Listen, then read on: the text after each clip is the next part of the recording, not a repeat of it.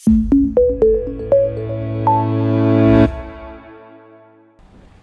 teman-teman, selamat datang di Alter Talks. Ini adalah episode pertama, jadi kita kenalan dulu ya. Ada Olga Agatha di sini yang siap buat mewakili teman-teman yang penasaran sama dunia hospitality atau mungkin udah bergelut di dunia hospitality tapi kayak pengen insight-insight baru dong. Nah, di sini tempatnya kita akan mengundang banyak narasumber yang expert di bidangnya.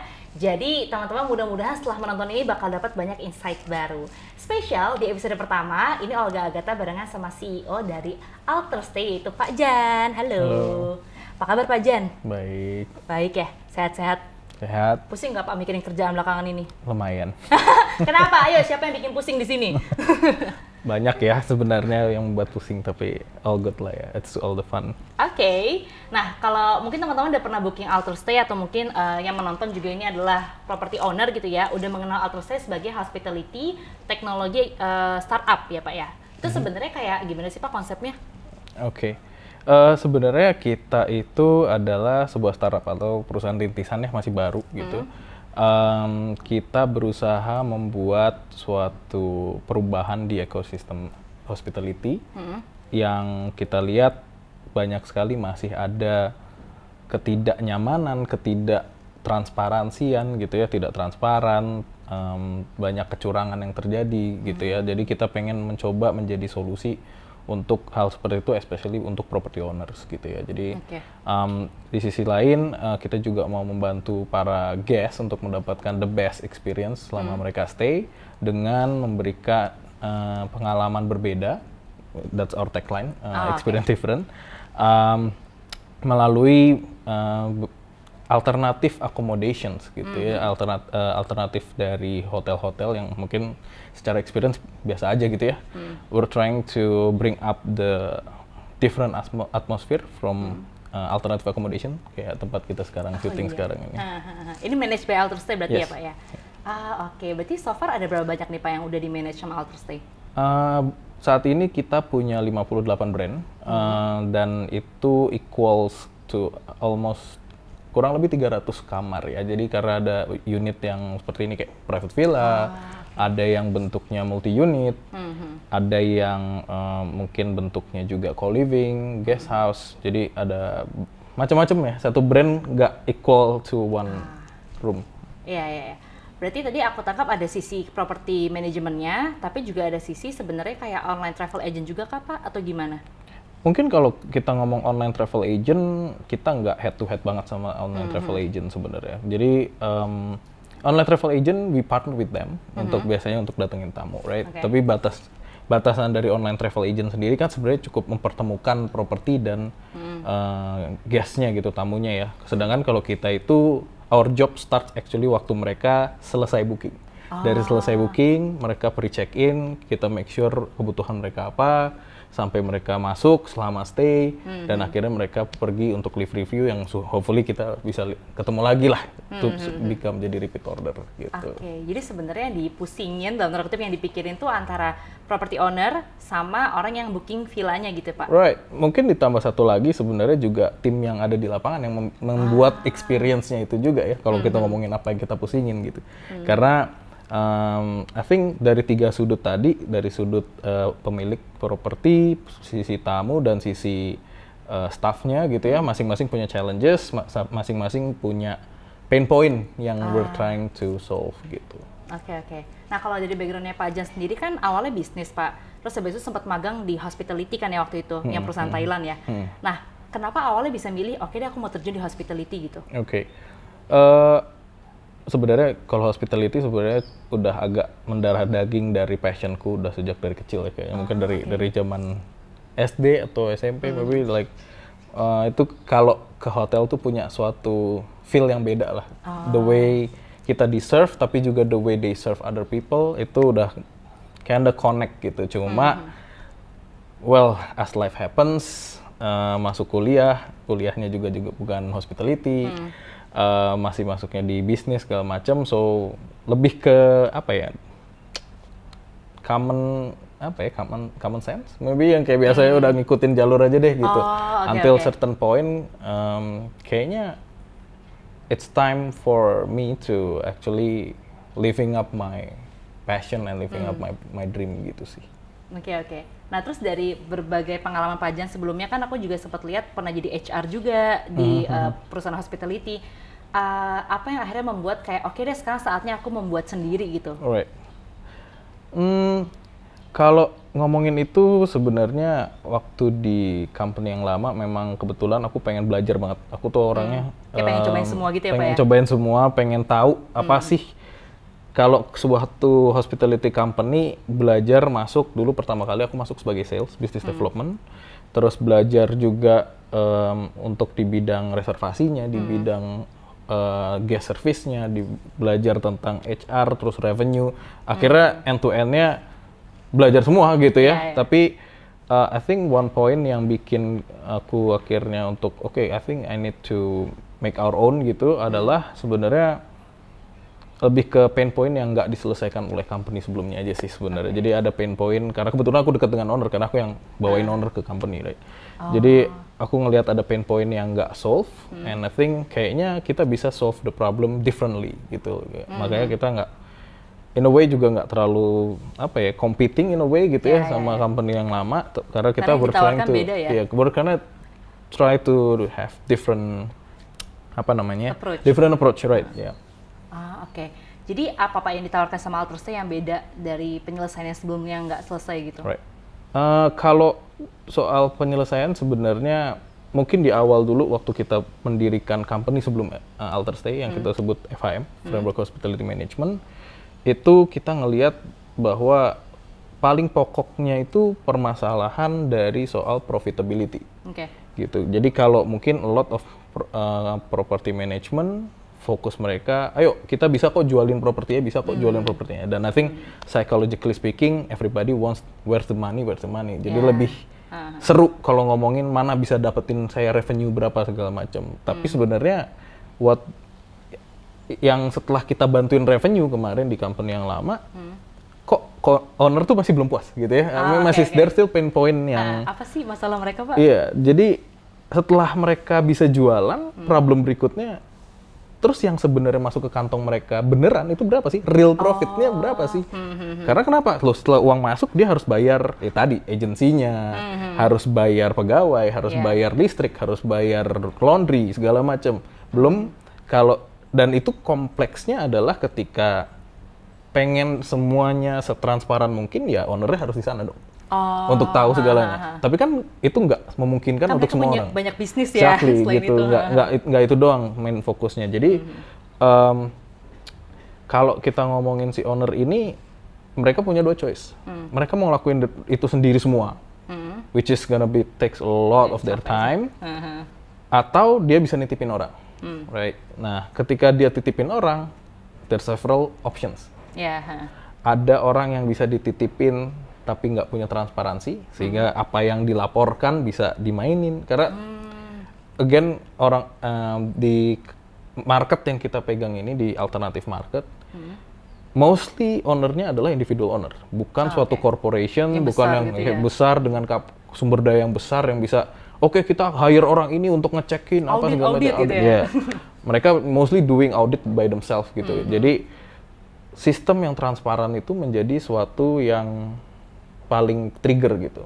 Terus apa sih sistem transparan gitu? Apalagi dulu waktu kita nggak ngomongin teknologi, kayak kita ngomongin teknologi startup, tapi dulu kita starting dari bisnis konvensional gitu. Apa sih? Salah satunya adalah tentang transparansi itu akan reflect banget sama integrity gitu ya. Dan integrity itu yang kita nggak bisa bohongin. Kalau emang dari awal si property manager ini memang dapat klien bisa diperes nih, bisa dimainin nih, bisa diinin nih. I think nggak akan sustain sih, gitu ya. Nggak long last bisnisnya. Nggak akan long last, sehingga dan surprisingly di luar sana masih banyak yang menganut sistem seperti itu.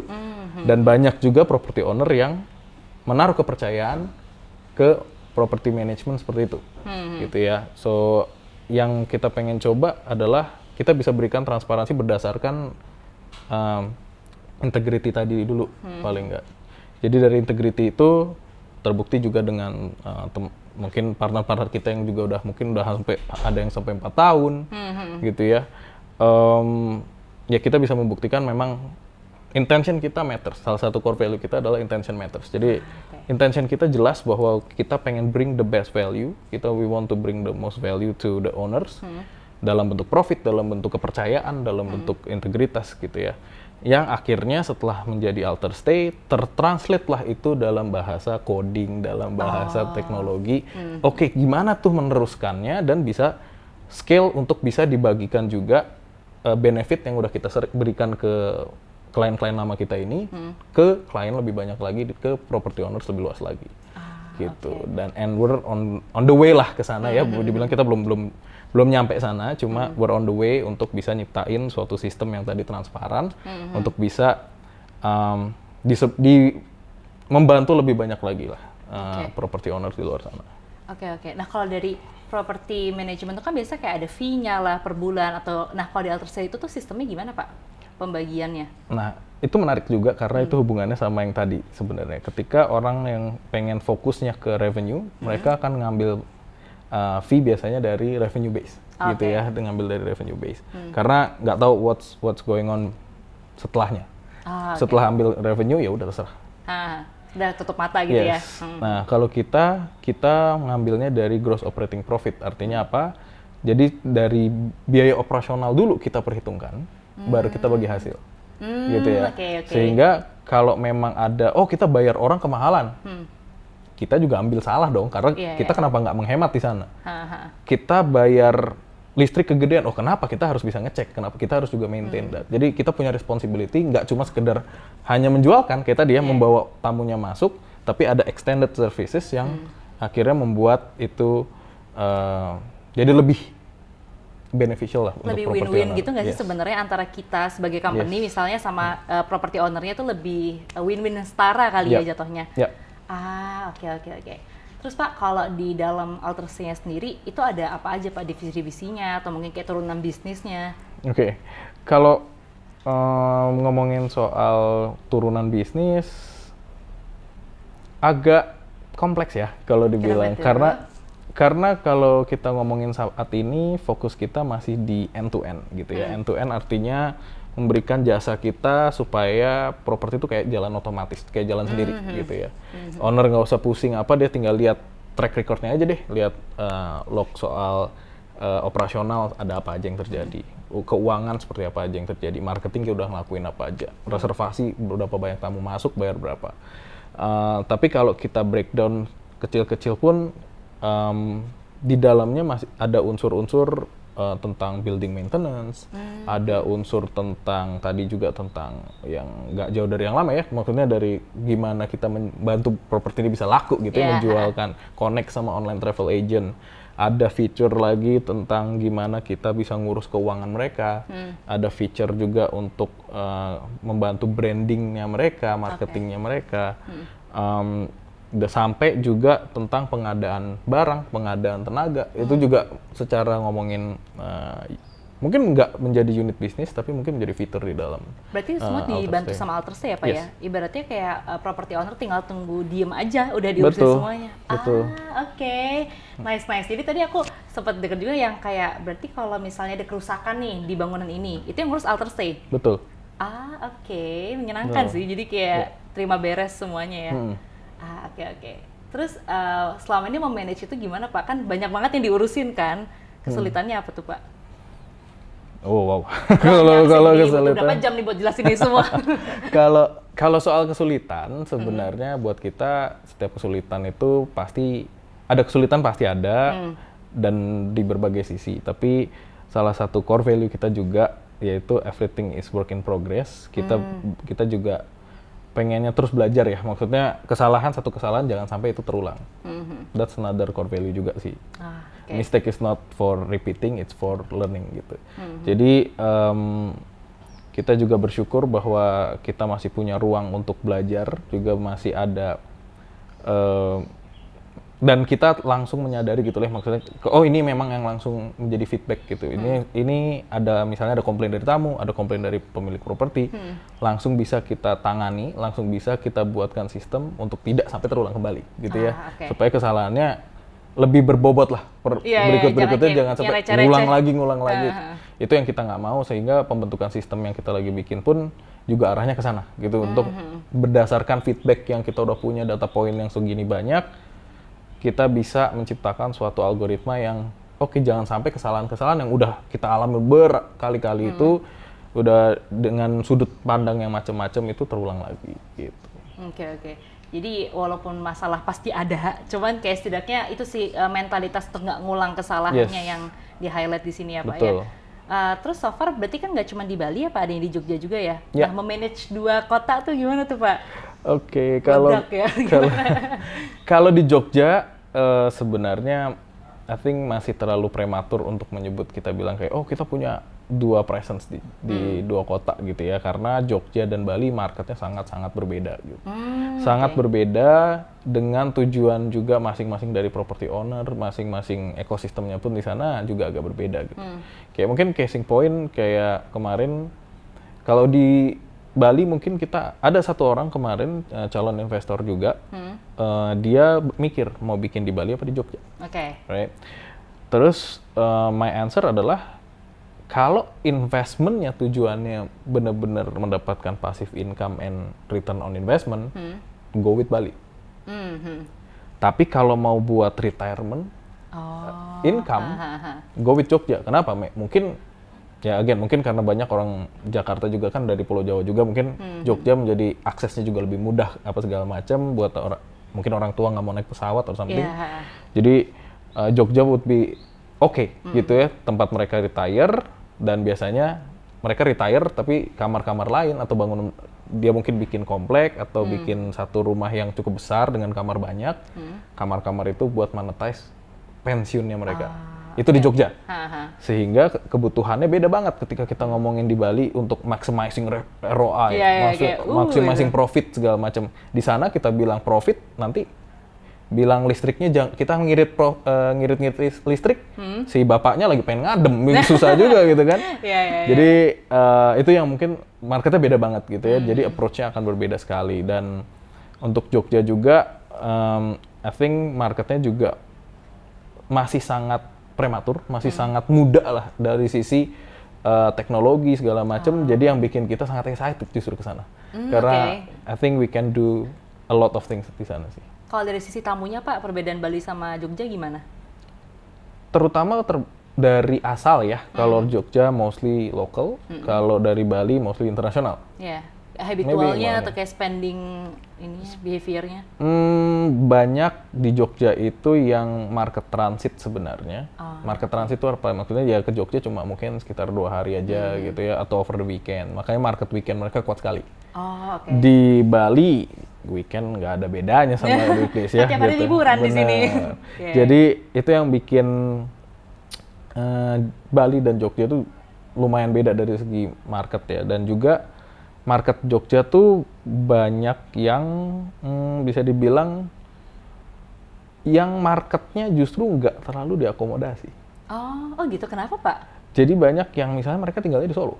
Atau tinggal di kota lain, atau hanya study tour lewat aja gitu. Jadi yang lebih kuat justru di market wisatanya daripada akomodasinya.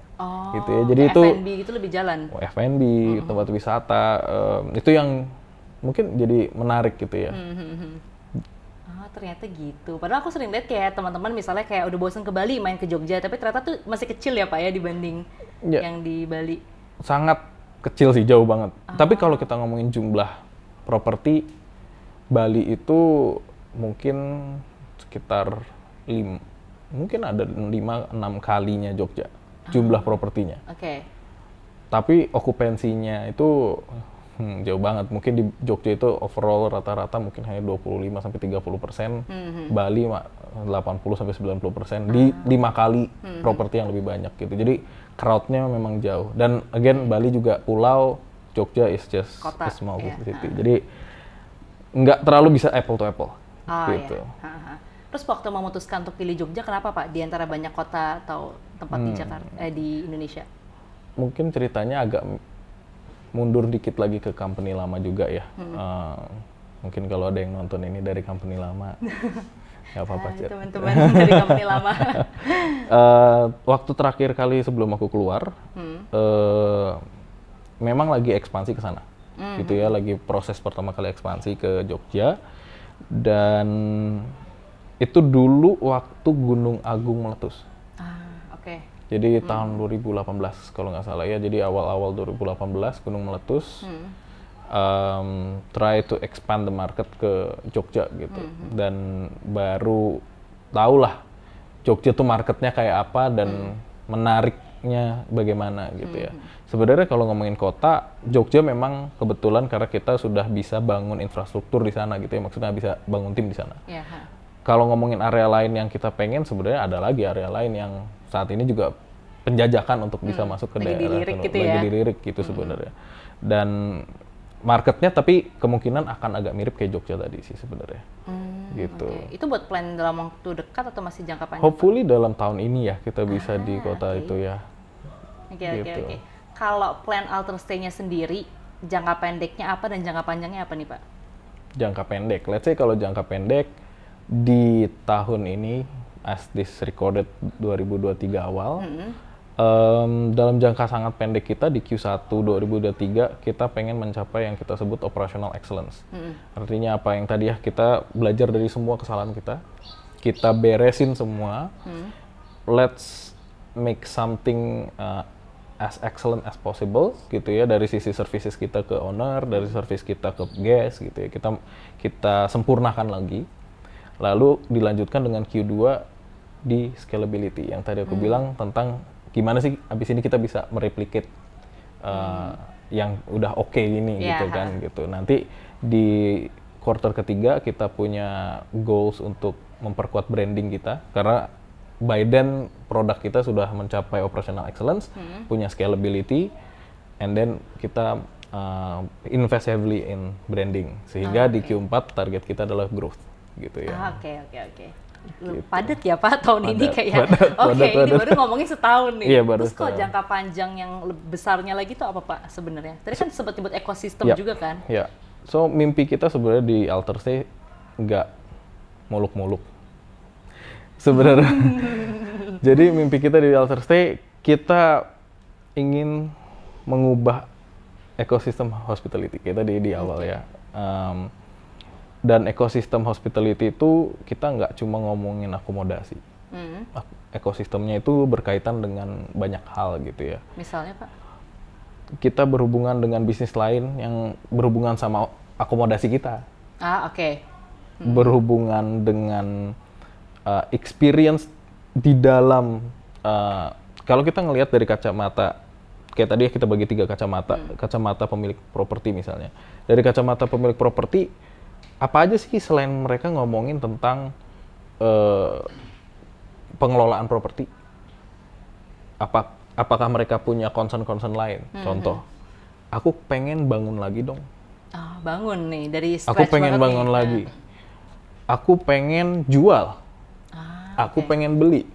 Itu kan nggak tentang penyewaan properti akomodasi. Atau mereka butuh pendanaan, atau mereka misalnya akan butuh macam-macam ya, even mungkin branding lagi untuk hal-hal yang turunan dari bisnis utamanya dia.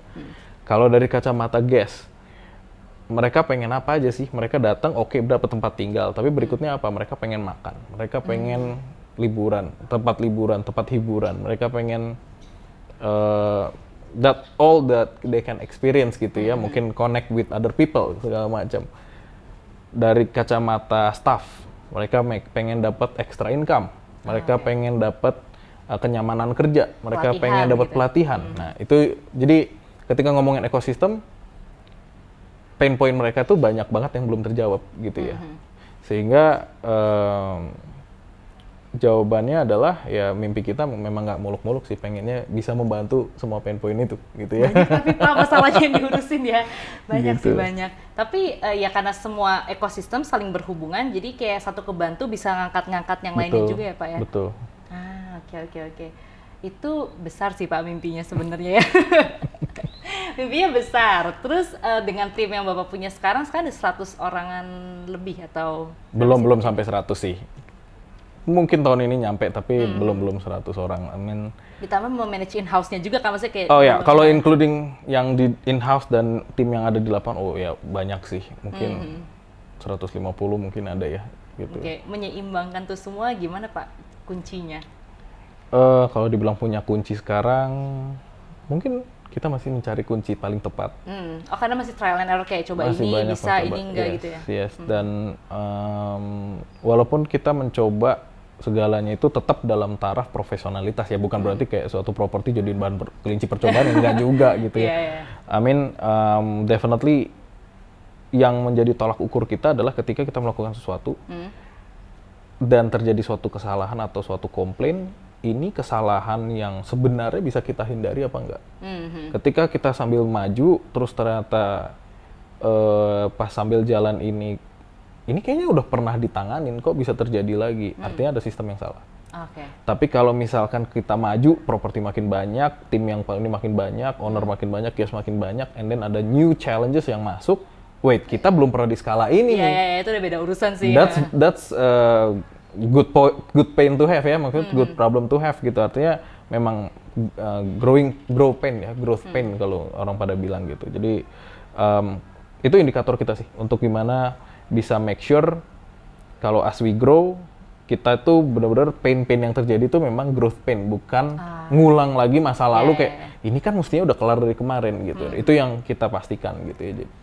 Berarti untuk menyelesaikan masalah-masalah itu berkolaborasi sama siapa nih Pak kalau dalam Alter Stay-nya? Kalau di dalam Alter Stay kita punya beberapa divisi ya. Jadi ada yang operasional yang kita sebut Alter Care. Oke. Ada marketing yang kita sebut Alter Media yang mungkin membantu kita di syuting hari ini. Berikutnya ada tim finance, ada tim reservasi, ada tim experience, tim yang khusus untuk spesifik menangani dan menjamin experience dari tamu dan dari property owner juga gitu ya. Terus ada juga tim market untuk bagaimana mereka sourcing barang-barang pembelian untuk properti ini bisa dapat harga the best price gitu. Karena kita nyebut economic of scale gitu ya, maksudnya karena kita sekarang ya puji Tuhannya adalah kita punya skala sekarang ya, punya properti cukup banyak, kita bisa bantu masing-masing properti kita itu untuk dapetin harga terbaik, kayak dapat harga grosir lah gitu, dibanding kalau mereka jalan independen gitu ya, jalan sendiri, mereka mungkin paling mentok belanja mungkin ke supermarket, kalau ini kita bisa bantu dengan harga supplier, dengan harga distributor, bahkan harga pabrik gitu ya. Mungkin sesimpel kayak tisu yang kayak gitu-gitu ya Pak ya, itu ngaruh banget tuh kalau beli, iya sih bener sih, karena pasti harganya beda jauh banget. Gitu. Okay. Itu jadi ada di dalamnya kurang lebih itu, terus ada yang belum aku sebut belum ya?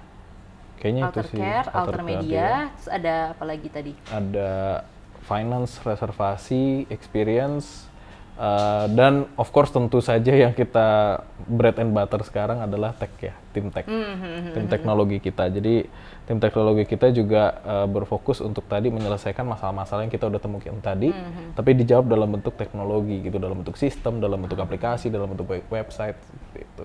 Oke. Ini kalau aku lihat dari teman-teman Alter Media kan pada muda-muda ya Pak ya, kayak Gen Z gitu kebanyakan nggak sih? Nah kalau Bapak mengelola perusahaan kan banyak orang bilang di meme gitu misalnya, kalau kebanyakan Gen Z-nya mah susah gitu. Nah kalau Bapak sendiri gimana Pak nanganinnya? Menurutku kalau orangnya tepat sih mau gennya apa nggak terlalu ngaruh ya, jadi nggak terlalu berpengaruh sih sebenarnya menurutku. Jadi I think in Alter Stay we look for people ya, maksudnya for personality. Oke, skill is second lah, close second, tapi I think nomor satu masih menjadi paling penting adalah personality. Whatever the gen Z, gen whatever lah ya, gitu ya. Jadi nggak necessarily tentang umur mereka, nggak necessarily tentang ras mereka, etnis mereka, whatever. Kita semua punya mimpi yang sama untuk gedein this company together, gitu. Malah seru ya sebenarnya kalau banyak anak mudanya kayak insight-insightnya lebih maju dan muda gitu nggak sih Pak? You can say that. Yeah. Jadi kalau tadi bisa dirangkumnya yang kita obrolin, aku jadi belajar tentang ini sih, memandang hospitality di arah yang berbeda gitu. Selama ini kan ya itu profit kan yang dikejar, tapi kalau ini lebih keseluruhan ekosistemnya, terus juga kayak targetnya tuh nggak cuman orang yang datang ke villanya atau tamu gitu, tapi juga ada pemilik, terus sama satu lagi tadi staffnya ya Pak ya. Oke, mungkin terakhir kalau misalnya menontonnya adalah pemilik-pemilik bisnis villa yang juga lagi kesusahan, lagi bingung, ada tips-tips nggak sih Pak yang pengen disampaikan? Oke, mungkin nomor satu, make sure you know what you want first gitu ya. Kalau orang the biggest pitfall gitu ya, maksudnya jebakan Batman-nya gitu, adalah kalau misalnya invest itu karena ikut-ikutan. Bisa di circle pertemanan kayak Yes, aku beli ikutan gitu ya. Jadi pengen beli. But you need to understand that's your money gitu ya, itu uangmu gitu ya. Gue suka-suka sih, tapi iya, tapi karena itu uangmu, bukan uang mereka, jadi kalau bisa lebih selektif dalam memilih investasi gitu ya. Maksudnya ketika ngomongin investasi properti, make sure that you have your own due diligence lah gitu ya. Jangan sampai apa yang kalian dibeli atau dibangun atau apa nggak punya fundamental yang kuat gitu. Dan kebetulan kita I think di semester pertama 2023 ini kita juga punya free consultation gitu ya. Bisa langsung hit up to our website gitu untuk kalau misalnya memang punya properti atau planning to buy one, ngobrol aja dulu sama kita. I mean, nggak sama kita pun ya nggak masalah, tapi we are happy to help gitu ya.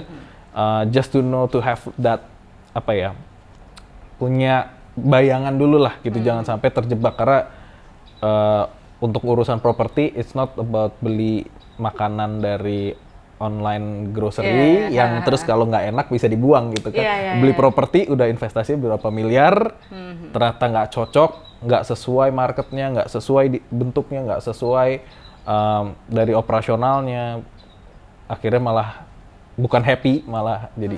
Dan itu real ya Pak, maksudnya kan di pasaran banyak banget orang yang mengalami problem seperti itu, jadi lumayan banget free konsultasi. Berarti kemana tuh Pak websitenya Alter Stay? Bisa langsung hit up to our website ya. Silahkan tuh kalau yang lagi bingung-bingung atau mungkin sudah punya properti tapi kok nggak maju-maju, itu juga bisa ditanyakan di situ ya. Betul. Oke deh, kalau gitu terima kasih banyak Pak Jan waktunya, ngobrol-ngobrolnya. Mudah-mudahan ini juga yang menyaksikan ini sih dapat banyak belajar sih, karena aku pun tadi juga hospitality dari arah yang berbeda tuh menarik juga sebenarnya ya. Oke, kalau gitu terima kasih banyak juga buat yang udah mendengarkan sampai akhir. Mudah-mudahan yang bisa dipelajari dan juga akan ada episode berikutnya, jadi tungguin aja. Sampai ketemu, dadah.